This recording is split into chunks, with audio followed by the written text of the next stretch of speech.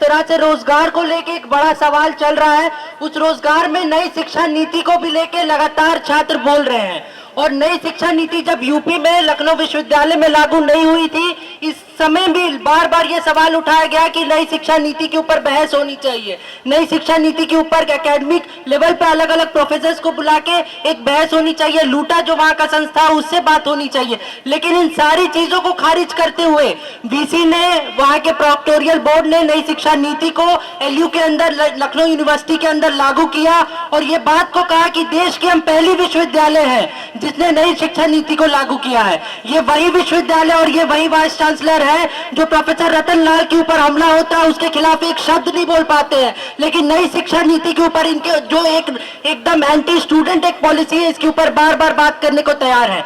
लगातार जब हम सर्वे करते हैं लखनऊ विश्वविद्यालय के अंदर, हम ये पाते हैं कि पीएचडी के स्टूडेंट्स कह रहे हैं कि हमको जो एक मिनिमम कॉस्ट मिलता था, जो नॉमिनल प्राइस मिलता था हमारे रिसर्च के लिए, उसमें कटौती की गई है। जब हम अलग अलग प्रोफेसर से बात करते तो वो प्रोफेसर हमको ये बात कह रहे हैं कि जो पूरा एकेडमिक करिकुलर बनाया गया है, पूरा एकेडमिक सिलेबस बनाया गया है, उसके अंदर बड़ी बड़ी मात्रा में तब्दीली की गई है। छात्रों की तरफ से एक बात आ रही है कि जो एक्स्ट्रा को करिकुलर एक्टिविटी जिसका बखान हर यूनिवर्सिटी में किया जा रहा है कि ये नई शिक्षा नीति का एक बहुत बड़ा एक फायदा की तरह जो बार बार गिनाया जा रहा है, ये एक्स्ट्रा करिकुलर एक्टिविटी के तहत हम देख रहे हैं कि लखनऊ विश्वविद्यालय में कहीं कोई इंफ्रास्ट्रक्चर नहीं है, कहीं कोई टीचर मौजूद नहीं है जो इस चीज के ऊपर बात करे, जो एक्स्ट्रा को करिकुलर एक्टिविटी को किस तरह से स्टूडेंट तक पहुंचे ये चीज उनके सामने लेके आए। लगातार हम यूनिवर्सिटी के अंदर नई शिक्षा नीति का विरोध करते हैं तो हम देखते हैं कि हमारे ऊपर एफआईआर किया जाता है,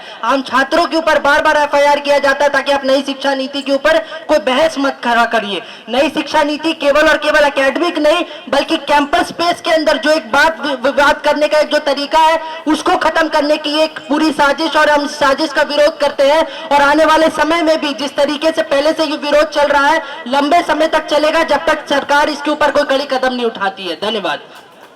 बहुत शुक्रिया। उसने बंद कर दिया।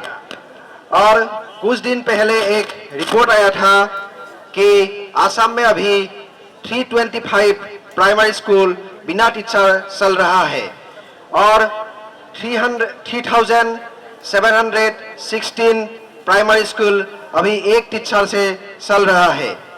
आपको ये जानने में बहुत आश्चर्यजनक होगा कि आसाम में अभी जो प्राइमरी स्कूल है वहाँ से 36,000 प्राइमरी स्कूल से 27,000 प्राइमरी स्कूल में कोई विद्युत कनेक्शन नहीं है और 5,731 अपर प्राइमरी स्कूल का 2,462 में कोई लाइट कनेक्शन नहीं है।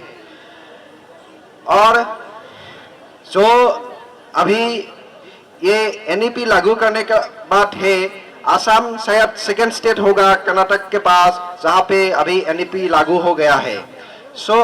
हम लोग ये एनईपी के खिलाफ असम के डिफरेंट डिस्ट्रिक्ट में, डिफरेंट यूनिवर्सिटी कॉलेज में हम लोग एक कैंपेन चालू कर रहा है अभी।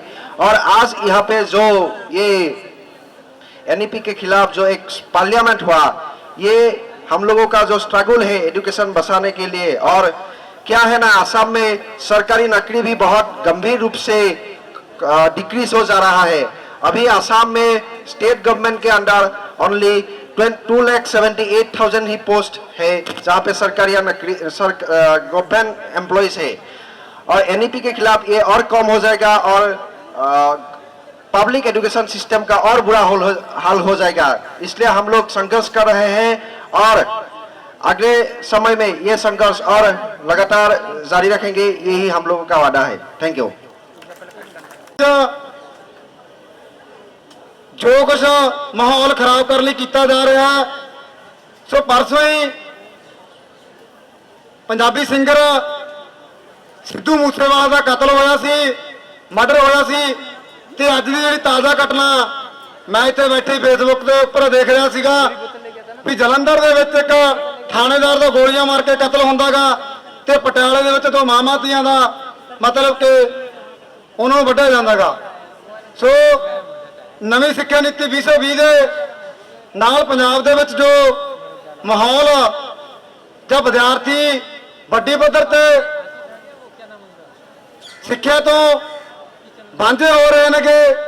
ਮੈਂ ਜਿਸ ਕਾਲਜ ਦੇ ਵਿੱਚ ਪੜ੍ਹਦਾਗਾ ਉਹ ਕਾਲਜ ਪੰਜਾਬੀ ਯੂਨੀਵਰਸਿਟੀ ਪਟਿਆਲਾ ਦੇ ਅੰਡਰ ਆਉਂਦਾਗਾ। ਪੰਜਾਬੀ ਯੂਨੀਵਰਸਿਟੀ ਪਟਿਆਲਾ ਦੇ ਵਿੱਚ ਭਗਵੰਤ ਮਾਨ ਜੀ ਮੁੱਖ ਮੰਤਰੀ ਪੰਜਾਬ ਦੇ ਪਿਛਲੇ ਦਿਨਾਂ ਦੇ ਵਿੱਚ ਗ੍ਰਾਂਟ ਦੇਣ ਦੇ ਲਈ ਗਏ ਸੀਗੇ ਤੇ ਉੱਥੇ ਕਹਿ ਕੇ ਗਏ ਸੀ ਵੀ ਅਸੀਂ ਯੂਨੀਵਰਸਿਟੀ ਨੂੰ ਉੱਪਰ ਚੁੱਕਣ ਦੇ ਲਈ ਹਰ ਪੱਖੋਂ ਮਦਦ ਕਰਾਂਗੇ। ਪਰ ਅਗਲੇ ਦਿਨ ਯੂਨੀਵਰਸਿਟੀ ਵੱਲੋਂ ਫਰਮਾਨ ਆ ਜਾਂਦਾਗਾ ਵੀ ਵਿਦਿਆਰਥੀ ਦੀਆਂ ਫੀਸਾਂ ਦੇ ਵਿੱਚ ਫੰਡਾਂ ਦੇ ਵਿੱਚ ਲਗਾਤਾਰ ਵਾਧਾ ਕੀਤਾ ਜਾ ਰਿਹਾ ਹੈਗਾ। ਬੀਜੇਪੀ ਦੀ ਭਾਈਵਾਲ ਸਰਕਾਰ ਵੱਲੋਂ ਪੰਜਾਬ ਦੇ ਵਿੱਚ ਸਰਕਾਰੀ ਸਕੂਲਾਂ ਨੂੰ ਵੇਚਣ ਦੀ ਨੀਤੀ ਲਿਆਂਦੀ ਜਾ ਰਹੀ ਸੀ। NEP 2020 ਦੇ ਰਾਹੀਂ ਪੰਜਾਬ ਦੇ ਅੰਦਰ ਸਰਕਾਰੀ ਸਕੂਲ ਨੇ ਜਿਹੜੇ ਉਹ ਵਿਕ ਰਹੇ ਨੇਗੇ, ਸਰਕਾਰੀ ਕਾਲਜ ਉਹ ਵਿਕ ਰਹੇ ਨੇ ਤੇ ਬੰਦ ਹੋ ਰਹੇ ਨੇਗੇ ਤੇ ਜਿਹੜਾ ਦਲਿਤ ਵਰਗ ਦਾ ਸਟੂਡੈਂਟ ਆ ਉਹ ਸਿੱਖਿਆ ਦੇ ਵਿੱਚੋਂ ਖੇਤਰ ਦੇ ਵਿੱਚੋਂ ਵਾਂਝਾ ਹੋ ਰਿਹਾ ਹੈਗਾ, ਬਾਹਰ ਹੋ ਰਿਹਾ ਹੈਗਾ। ਸਰਕਾਰ ਕਹਿ ਰਹੀ ਆ ਵੀ ਤੁਸੀਂ ਹਿੰਦੂਤਵ ਦਾ ਇੱਕ ਰਾਸ਼ਟਰ ਦਾ ਏਜੰਡਾ ਲਵੋ, ਪਰ ਸਾਡੀ ਇਹ ਮੰਗ ਹੈ, ਅਸੀਂ ਕਹਿਣਾ ਚਾਹੁੰਦੇ ਵੀ ਸਾਨੂੰ ਸਿੱਖਿਆ ਦਿੱਤੀ ਜਾਵੇ। ਸਰਕਾਰ ਕਹਿ ਰਹੀ ਹੈ ਵੀ ਤੁਸੀਂ ਧਰਮ ਦੇ ਨਾਤੇ ਦੰਗੇ ਲਵੋ, ਪਰ ਅਸੀਂ ਕਹਿਣਾ ਚਾਹੁੰਦੇ ਵੀ ਸਾਨੂੰ ਰੁਜ਼ਗਾਰ ਦਿੱਤਾ ਜਾਵੇ। ਸੋ ਮੈਂ ਜ਼ਿਆਦਾ ਗੱਲਾਂ ਬਾਤਾਂ ਨਹੀਂ ਕਰੂੰਗਾ, ਇੰਨੀ ਗੱਲਬਾਤ ਕਰਦਾ ਆਪਦੀ ਗੱਲ समाप्त करूंगा। नेशनल दस्तक की आपसे गुजारिश है कि अगर इसको बचाना चाहते हैं तो नेशनल दस्तक को सब्सक्राइब करने के लिए रेड कलर के सब्सक्राइब बटन को दबाएं, फिर बेल आइकन की घंटी दबाएं। नेशनल दस्तक को बचाने के लिए बहुत जरूरी है कि हर खबर को शेयर करें, लाइक करें, कमेंट जरूर करें।